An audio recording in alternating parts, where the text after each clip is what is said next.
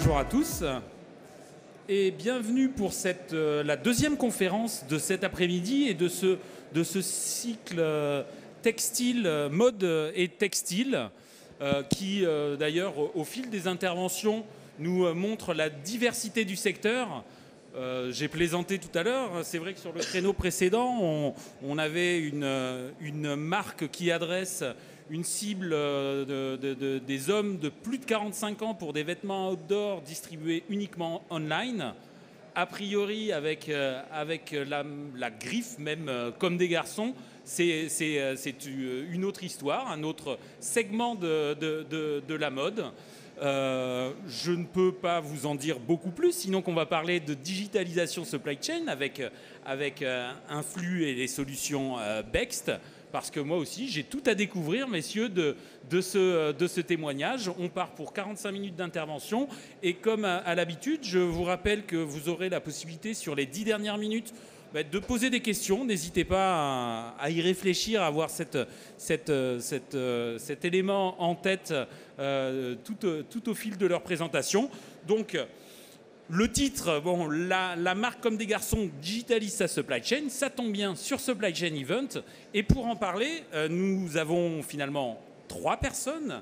Nous avons pour comme des garçons Paul Texera, qui est le directeur logistique.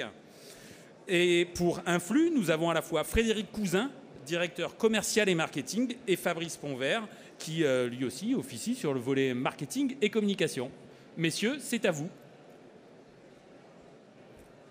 Donc Paul, présente-nous un petit peu cette marque comme des garçons. Alors, bonjour à tous. Alors comme des garçons, comme vous voyez à l'écran, il y a aujourd'hui est très connue sur la ligne qu'on appelle Play, donc avec le cœur, avec les yeux. Sachant que c'est pas du tout une ligne qui était là au tout début de la marque.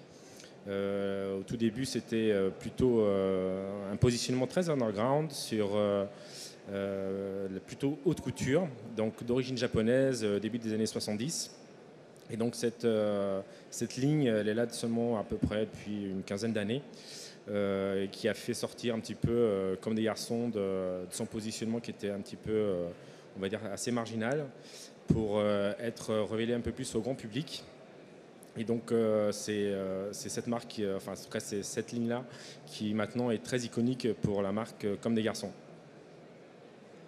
Donne-nous un petit peu plus d'informations au niveau du nombre de référentiels articles et autres. Alors, actuellement, comme des garçons, donc dans sa globalité, pas uniquement cette ligne-là, mais sur toutes les lignes, qui sont à peu près une quinzaine, on gère environ à peu près comme 200 000 références, un peu plus en réalité. On gère aussi les références d'une société sœur qui est Dover Street Market, qui se présente comme un distributeur lié au groupe directement. Et qui a aussi ses propres marques. On travaille beaucoup en collaboration avec des grandes marques comme Nike, Canada Goose, Gucci, pardon. On fait beaucoup de collaborations, dernièrement avec Kawaii sur la ligne Play. Alors sur l'organisation, on va dire plus supply chain, comme des garçons, donc est une marque japonaise, donc elle est très présente au Japon, donc en Europe via la plateforme parisienne, mais également Londres, New York, et puis après un groupe de revendeurs un peu sur toute la planète, l'Asie et les Amériques. Et donc Frédéric, à toi, présente-nous Influx et sa solution Bext. Alors Influx est un éditeur de solutions supply chain. Nous avons vocation à être éditeur et intégrateur de solutions WMS, TMS et WCS. Nous faisons partie du groupe CFD qui dispose d'un pôle supply chain qui regroupe l'ensemble des éditeurs de ce secteur d'activité et nous comptons aujourd'hui 85 collaborateurs. Nous comptons 300 projets déployés et nous avons quotidiennement 7000 utilisateurs de l'ensemble de nos solutions. Fait important et structurant de notre entreprise, 23% de notre chiffre d'affaires est toujours reversé en R&D, ce qui justifie et motive un ensemble de produits qui sont en perpétuelle évolution et qui subissent des évolutions annuelles.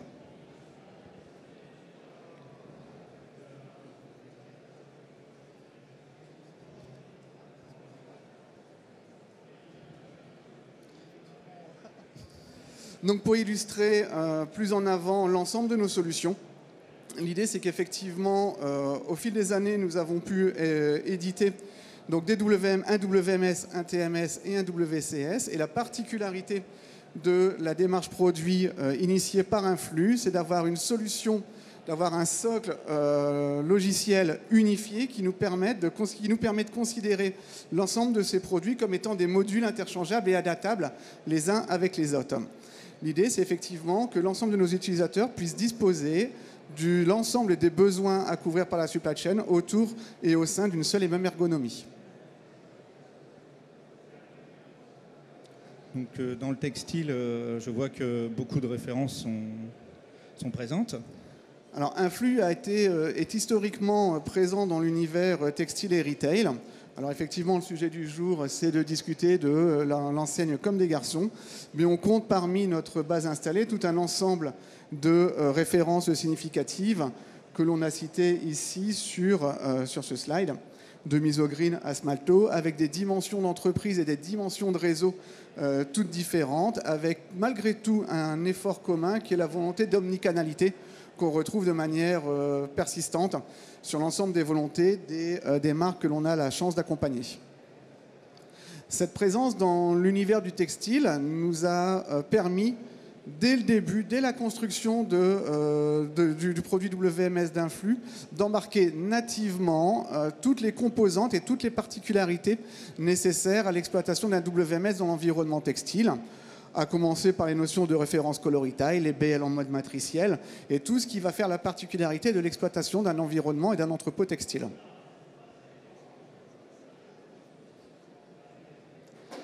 Dernier point d'orgue, et qui va être aussi un des sujets de collaboration et de rapprochement des deux entités, Comme des garçons et Influx. Influx a la chance et l'opportunité d'être Cegid Partner depuis 2005, qui nous apporte un bagage technologique facilitant les déploiements de WMS derrière les solutions de l'éditeur Cegid. Donc, présente-nous le projet un petit peu dans ses grandes lignes, Paul. Alors, l'histoire entre Influx et Comme des garçons a commencé il y a environ 5 ans. Nous, Comme des garçons, a exprimé le besoin tout simplement de pouvoir, à constater en tout cas, des problématiques sur la gestion de sa supply chain, puisqu'il faut savoir qu'il y a 5 ans, on travaillait encore avec des crayons et des papiers pour la réception, la préparation de commandes. Donc au vu de notre belle croissance, la largeur de gamme également, ainsi que la création de nouvelles lignes, il fallait absolument moderniser l'outillage parce que tout simplement on n'arrivait plus à répondre correctement aux besoins, à la demande client. Des problématiques de délai sur la préparation, des problématiques de véracité de stock, des problématiques également de ne pas connaître notre niveau de stock à un instant T. Tout cela est venu donc en parallèle de la croissance exprimer donc un fort besoin de passer à autre chose. Alors ce qu'il faut savoir, c'est que Comme des garçons est une marque japonaise avec une mentalité canadienne, donc très très japonais, et à l'heure où je vous parle, au Japon, ils n'ont pas changé. Ils travaillent toujours avec des feuilles de papier et des crayons. Alors, je ne sais pas comment ils font, ils sont très forts, mais en tout cas, sur leur préparation de commandes, en tout cas sur ce qu'ils nous expédient, donc plusieurs containers, on trouve très très peu d'erreurs. Donc ils sont très forts. Bon, faut voir que les latins, ça ne marche pas de la même façon. Et donc nous, on avait vraiment cette problématique. Donc on s'est rapproché d'Influx, je crois, par le truchement d'un consultant qu'on avait par ailleurs sur notre ERP, si je ne me trompe pas. Tout à fait, on a une relation avec un consultant commun qui vous accompagne sur la couche ERP, et au gré de la présence sur un salon et d'un échange sur un salon avec votre consultant, on a pu initier effectivement nos premières relations. Donc ceci a amené qu'effectivement on a exprimé nos besoins aux équipes d'Influx qui ont cette force de pouvoir, d'avoir des gens qui viennent du métier, qui comprennent assez rapidement et de manière assez instinctive nos besoins. Donc nos besoins, ils étaient immenses, puisqu'on venait de l'âge de pierre sur la partie supply chain. Et donc il a fallu, pour nous, pour notre organisation, pour nos équipes, pratiquement changer de métier, puisque on passe donc de la préparation à checker des cases sur des feuilles à la portabilité qu'on peut avoir sur des terminaux qu'on a chez nos opérateurs, et de pouvoir passer je sais plus, une quinzaine d'étapes que d'autres entreprises ont fait avant nous. Donc au niveau des nombreux challenges à relever, quels étaient les plus importants? Alors les plus importants, c'était vraiment le gain de productivité et l'efficacité dans les activités qu'on avait, donc, qui sont assez basiques, qui sont réception, préparation, mais également inventaire. Voilà. Donc sur cette partie-là, il fallait vraiment aller assez rapidement sur ces nouveaux outils qui nous permettraient donc de reconquérir un petit peu la satisfaction client qu'on commençait, enfin par attrition naturelle, qu'on commençait à perdre. Donc là-dessus, ça a été vraiment de pouvoir déjà aussi également gérer les pics entre les saisonnalités, puisque on a 2 grandes phases dans l'année pour les changements de saison, pardon. Et donc, on a trouvé chez Influx vraiment ces savoir-faire qui nous ont permis de nous accompagner et d'aller vers des bonnes pratiques qu'on peut avoir sur le secteur du textile. Donc voilà quelques images sur comment c'était avant.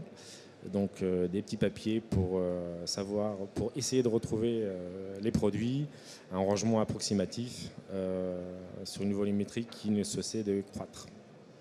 Donc ça a été vraiment un pas en avant gigantesque que de passer sur un WMS.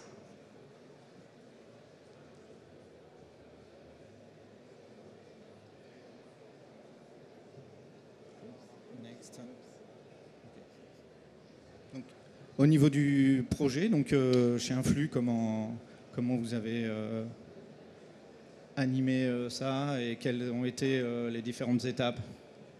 Alors la démarche projet s'est inscrite avec beaucoup de pragmatisme et beaucoup de sens métier.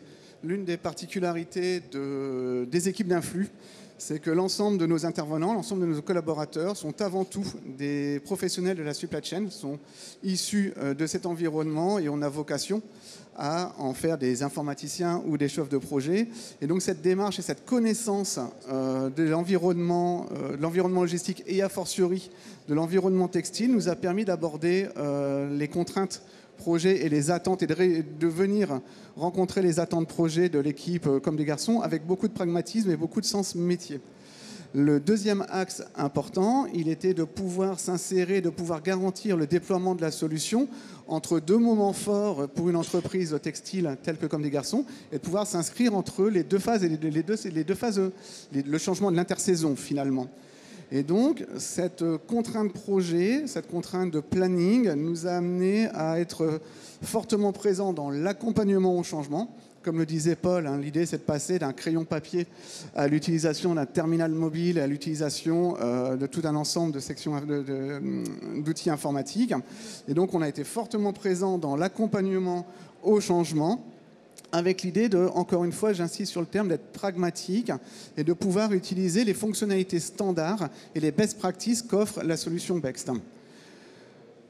Cette idée forte, elle était dans la volonté d'avoir une acceptation rapide des utilisateurs pour pouvoir garantir que lorsque l'on allait tourner la clé du WMS, il fallait monter en charge, de pouvoir garantir aux équipes de Comme des Garçons que les boutiques, que les distributeurs soient vraiment alimentés des nouvelles pièces dans les délais et dans les préconisations planning du lancement de la nouvelle saison. Et donc la solution qui a été retenue pour répondre à ce projet? Alors l'analyse fonctionnelle a permis de mettre en avant des fonctionnalités globalement standards sur les attentes fonctionnelles de l'outil. Donc on est parti de ce socle standard WMS qu'on est venu personnaliser et adapter, notamment sur l'ergonomie, encore une fois pour venir capter l'acceptation des équipes déjà en place.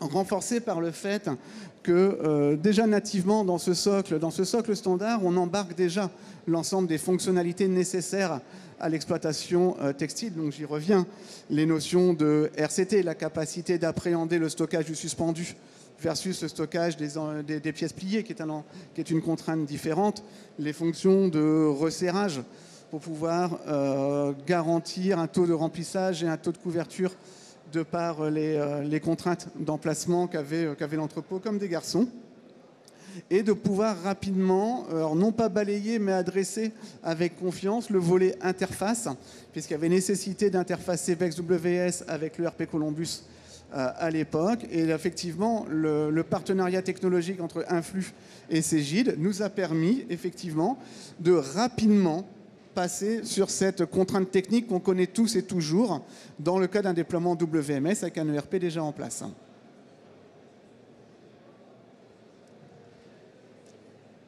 C'est moi qui l'avais. Ok. Donc là, on voit maintenant les changements qui ont été opérés au sein de l'entrepôt. Oui, Fabrice. Effectivement, on peut voir que maintenant tout est adressé. Donc on a un fonctionnement, on va dire, aujourd'hui qui est normal pour une société comme des garçons. Pardon. Donc on a gagné énormément on a eu des gains qui sont très importants. Alors on a mesuré quand même sur la productivité de nos équipes une croissance d'à peu près 25% de productivité. On a également sur la véracité de nos stocks qu'on peut avoir donc le niveau de stock tout le temps, à n'importe quel moment, ce qu'on n'avait pas avant. On peut faire déclencher des inventaires tournants, on peut déclencher des inventaires beaucoup plus importants sur des zones entières ou sur des lignes. On a vraiment aussi une acceptation effectivement de nos équipes, puisque c'était le gros point d'interrogation, puisque qui dit changement dit forcément réticence au changement ou frein au changement. Donc il y en a eu, je ne veux pas dire le contraire. Néanmoins, l'ensemble de l'équipe a été assez impliqué et assez moteur dans la prise en main de l'outil. Alors de par l'outil lui-même, puisqu'il est quand même assez user-friendly, que ce soit en termes d'utilisation desk ou utilisation terminale. C'est graphique, donc naturellement les gens ont eu une appétence pour l'utilisation de cet outil. De plus, on a la chance d'avoir effectivement des équipes qui nous comprennent, et comme disait Frédéric, c'est qu'on peut l'adapter, on peut adapter l'outil vraiment à nos besoins.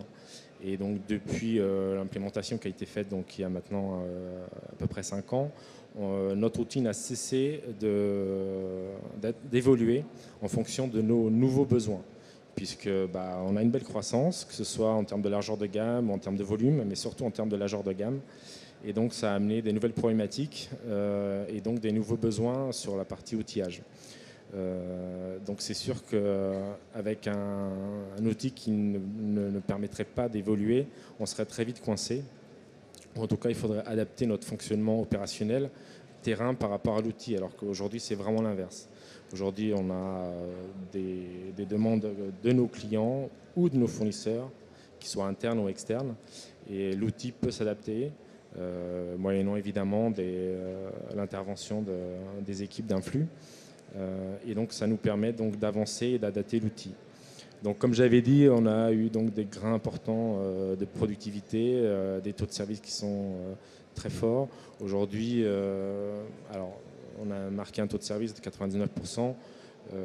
On est maintenant en train de travailler sur du 0,05% d'acceptabilité. Donc, on va quand même très très loin, parce qu'on est quand même une marque de luxe et qu'on ne peut pas se permettre d'avoir des erreurs sur des préparations qu'on envoie à nos clients. Ce qu'il faut savoir, c'est que ce que vous voyez à l'écran, donc c'est la ligne Play, c'est la ligne la plus iconique, mais je veux dire c'est aussi la ligne la plus accessible financièrement. On a beaucoup d'autres lignes qui sont vraiment de la haute couture et pour lesquelles on ne peut pas se permettre de faire de l'à peu près, clairement. En plus, aujourd'hui, nous avons donc un développement très important avec une société du groupe, qui est la société sœur, qui est d'Overstreet Market, qui se positionne comme un revendeur donc, de nos marques, mais également de marques autres. et on gère également leur logistique. Et donc on a un truc tout basique, c'est les stocks sont scindés. Alors pas physiquement, mais en tout cas informatiquement. Donc on peut justement, comme les emplacements sont adressés, on peut optimiser les espaces de stockage par rapport à la typologie de produit. Mais aujourd'hui, c'est une problématique depuis à peu près 1 an et demi sur la croissance très importante de cette société. Et l'outil BEX nous a permis donc de pouvoir l'encaisser, d'optimiser notre stockage, puisque malgré des années de croissance, les surfaces utilisées aujourd'hui n'ont pas tellement bougé, puisqu'on l'optimise de façon continuelle. Un point également sur la partie, la facilité d'utilisation de l'outil qui est très ergonomique, c'est qu'en gros aujourd'hui, donc on travaille avec un volant d'intérimaire en fonction des pics d'activité.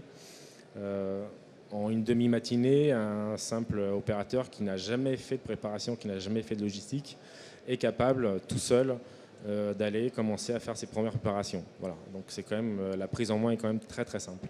Est-ce que tu retrouves cette même facilité en termes de polyvalence ?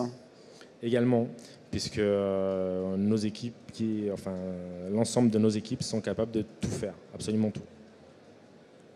Et j'ai l'impression que tu as été moteur dans la digitalisation donc de l'ensemble. Alors moi, je suis fan de la digitalisation, puisque déjà, j'ai une aversion à tout ce qui est papier, tout ce qui est tout ça. Donc c'est sûr que tant que c'est dans un WMS ou dans un ERP, ça me va bien.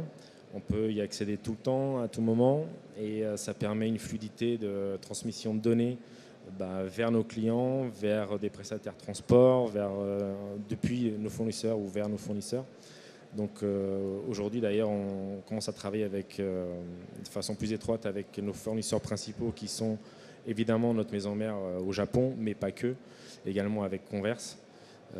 Donc on va essayer de travailler sur les transmissions de données qu'on peut facilement relier. Je vais juste revenir sur l'illustration de l'entrepôt après projet. Paul parlait beaucoup d'adaptabilité et d'accompagnement au changement. C'est vrai que dans l'entrepôt mode crayon papier dans un univers textile, on va toujours avoir des rangements par référence coloritaille en respectant les gammes produits, etc. Parce qu'on va généralement les stocker par identification de la référence. Dans un déploiement WMS, on aurait pu avoir une espèce de clusterisation et de répartition d'éclatement des références un peu partout dans l'ensemble des emplacements. L'une des volontés de Comme des Garçons était de pouvoir effectivement croiser les deux besoins. L'expression de Paul et de ses équipes était de pouvoir avoir une identification, une traçabilité, un adressage fin des produits. Et pour autant, les équipes d'exploitation, les préparateurs de commandes, souhaitaient pouvoir, tout du moins en début de saison, pouvoir conserver cet éventail, comme on le voit sur la photo principale, de références coloritaille dispensées.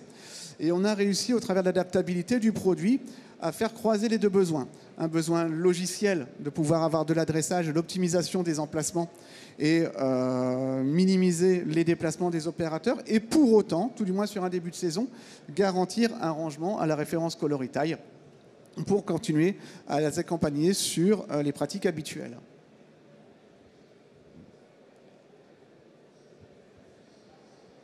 Donc après un début dans le digital et dans le WMS, je pense qu'il y a une suite. Alors oui, j'espère bien qu'il y aura une suite, puisque je sais qu'il y a une suite qui est visuellement plus séduisante. Et donc effectivement, ça fera partie des prochaines... Effectivement, comme on l'évoquait en début de présentation, le produit BEX est un produit vivant. Enfin, l'ensemble des produits BEX, encore une fois, le WMS, comme le TMS, comme notre WCS sont des produits qui évoluent annuellement et notamment au travers de l'ergonomie. Parce qu'on a effectivement une refonte profonde de nos postes clients qui sont désormais accessibles à la fois en client léger comme on le connaissait traditionnellement, mais également au travers de n'importe quel navigateur, avec une volonté de ramener tous les usages et toutes les habitudes ergonomiques que l'on a tous avec nos smartphones ou sur l'ensemble des produits sur lesquels on navigue quotidiennement. Et on souhaite que l'ensemble de ces réflexes utilisateurs se retrouvent dans l'utilisation de nos produits. Et donc le poste client s'est vu une nouvelle jeunesse. C'est un peu un effet de mode, hein, c'est comme le textile. Donc on a la nouvelle collection BEX avec cette nouvelle ergonomie que l'on a portée à la fois sur les consultations post-client comme sur les terminaux mobiles. Et effectivement, la prochaine étape naturelle d'accompagnement de un flux versus vers comme des garçons, c'est effectivement de leur porter cette nouvelle IHM et d'accompagner, comme on l'a fait depuis 2017-2018, accompagner les équipes dans l'acceptation et dans la prise en main de ce nouveau produit. Oui, alors c'est vrai que ça peut paraître frivole d'avoir des beaux écrans qui sont visuellement très appétants. Mais il faut bien comprendre que les logisticiens font de la logistique, font pas d'informatique, et que surtout pour des personnes qui sont là depuis quelques années, c'est de les mettre devant un écran ou avec un terminal.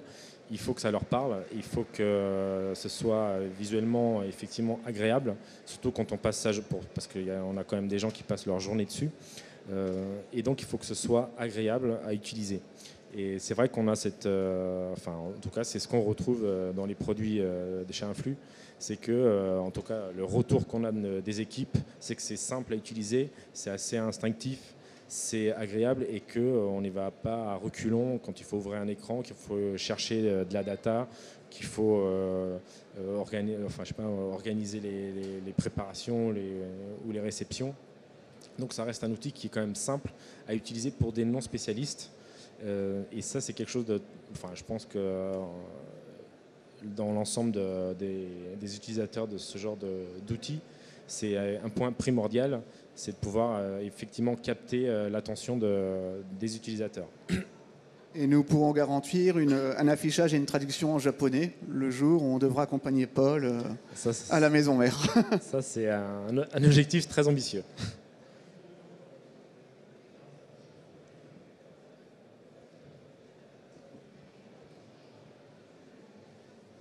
Eh bien, merci messieurs pour ce témoignage qui nous laisse du temps pour la session de questions-réponses.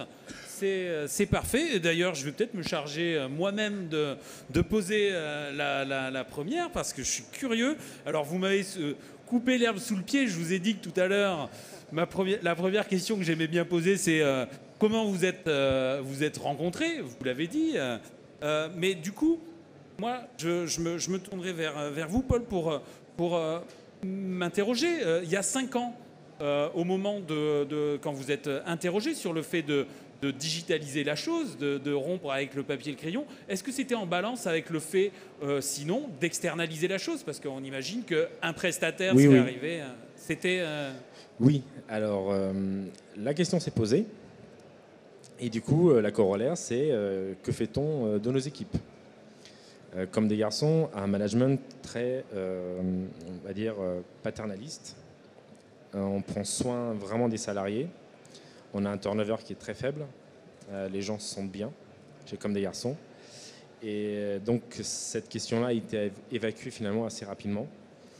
Et on s'est aperçu qu'on avait fait le bon choix parce qu'il y a plein d'activités annexes qu'on aurait du mal à demander à un prestataire. Typiquement sur des étiquetages qu'on peut recevoir, qu'il faut réétiqueter. Par exemple, on va recevoir des produits de chez Nike qui ont inversé les codes couleurs, par exemple.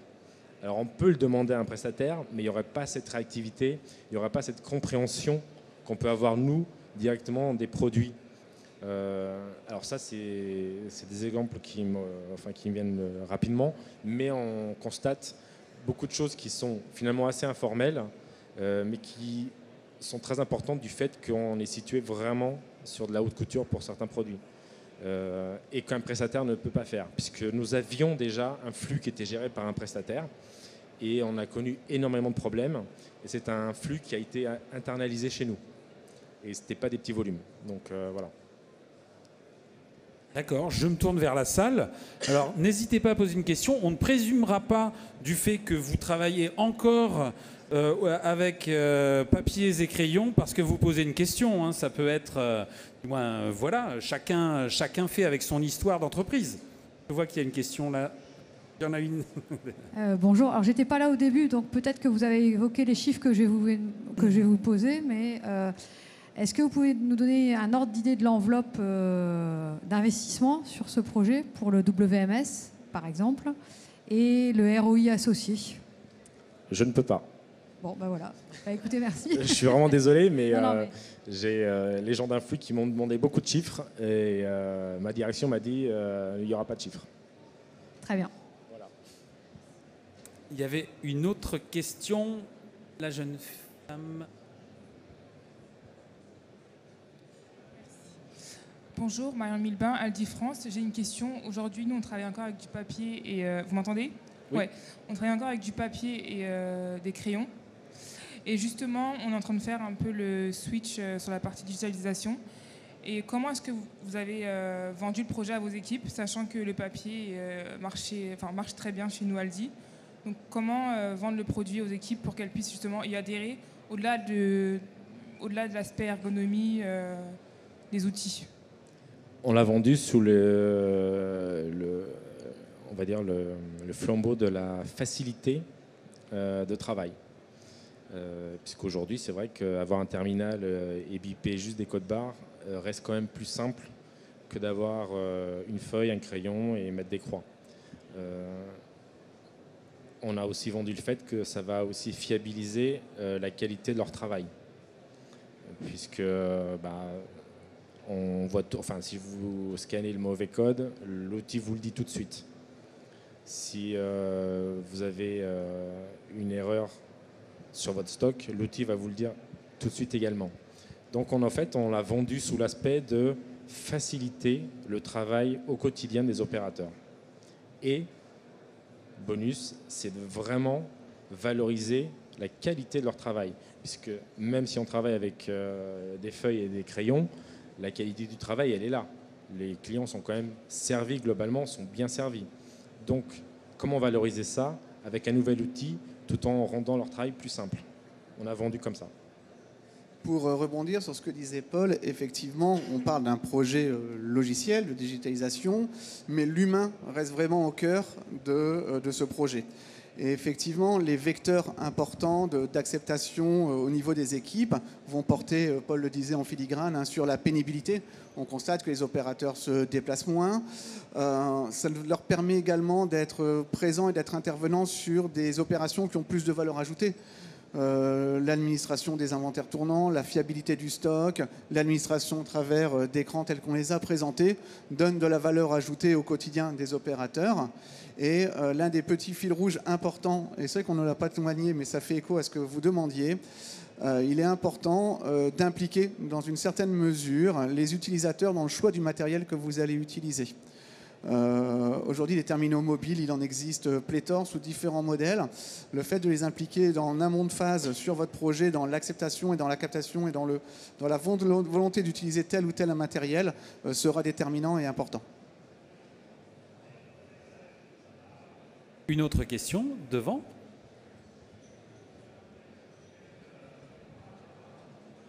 Merci. En fait, j'ai deux questions. Première question, donc la solution elle a été connectée à Columbus. Est-ce que vous êtes toujours sous Columbus? Et d'autre part, quels sont vos autres projets peut-être de digitalisation? Alors, nous sommes toujours sur Columbus et nous sommes en train de réfléchir très fortement à passer sur un ERP qui soit un peu plus... Enfin, qui ne soit pas en train de mourir, clairement.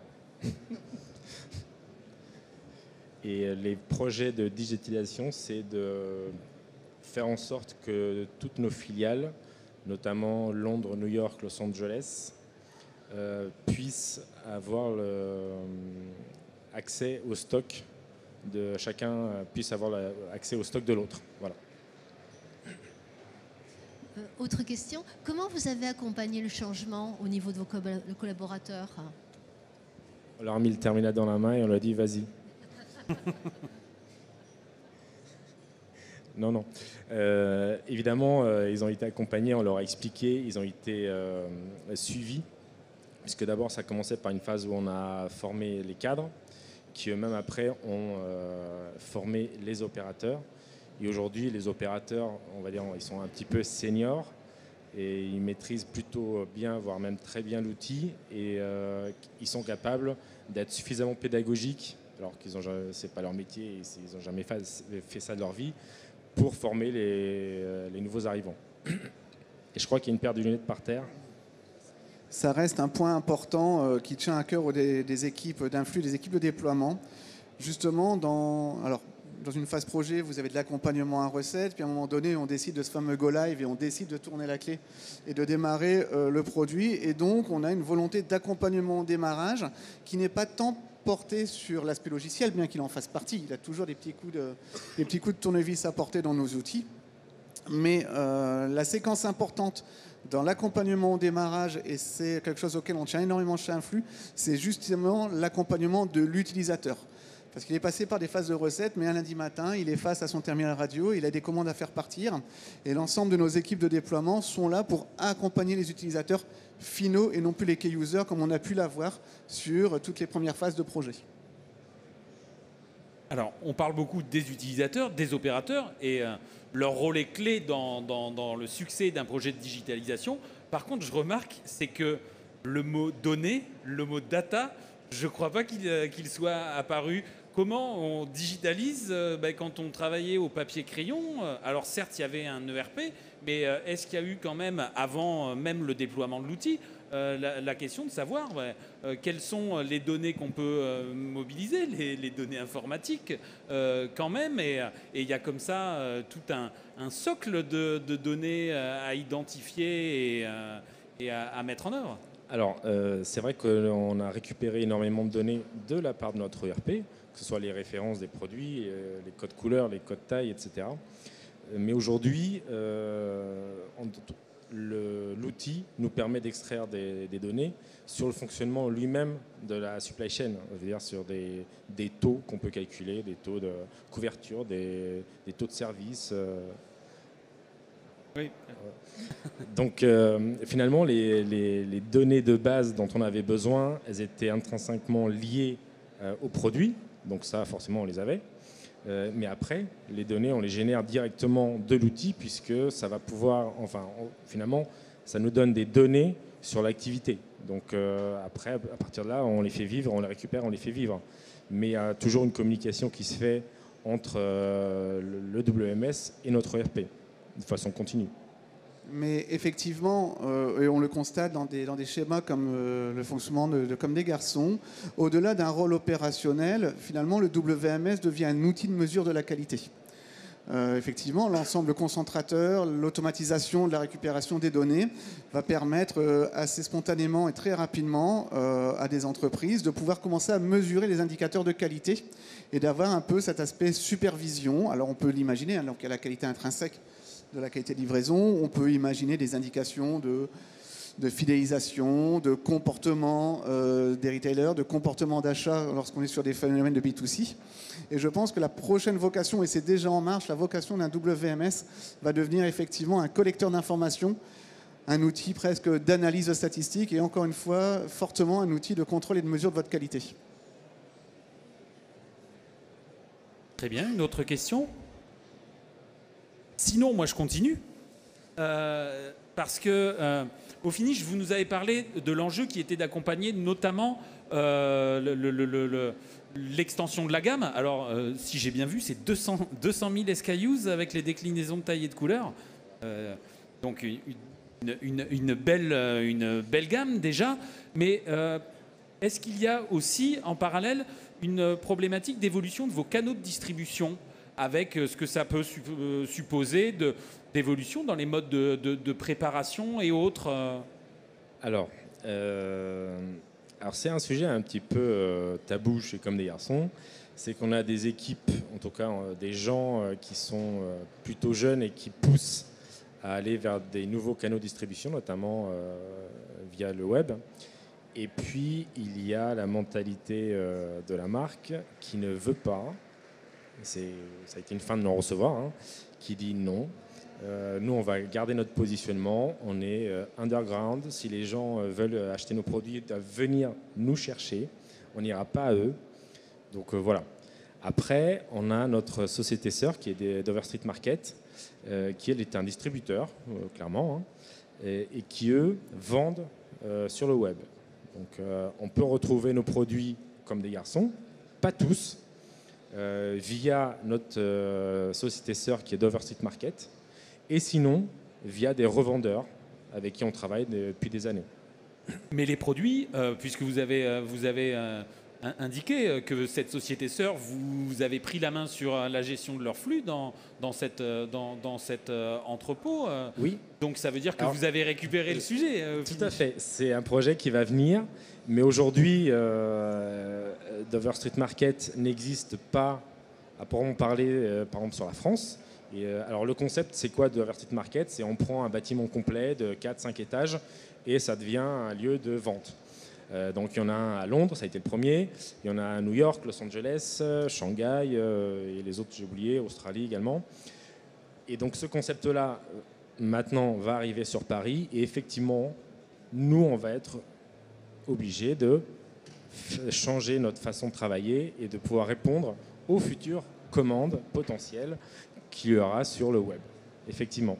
Un bâtiment avec plusieurs marques, dont celle alors peut-être pas tout aussi le bâtiment underground, existe mais déjà. en tout cas... Le bâtiment existe déjà, c'est le 35-37, pardon, dans le Marais. C'était l'ancien hôtel de Coulanges. Aujourd'hui, c'est un lieu qui crée de l'événementiel, mais à terme, ce sera un lieu de vente. Voilà. Bien. Peut-être est-ce qu'on est déjà à l'heure de la dernière question ou quasiment? Je me tourne vers vous. Ça ne vient pas naturellement. Alors moi, j'arrive quand même au bout des miennes. Sinon, à me tourner du coup vers un flux.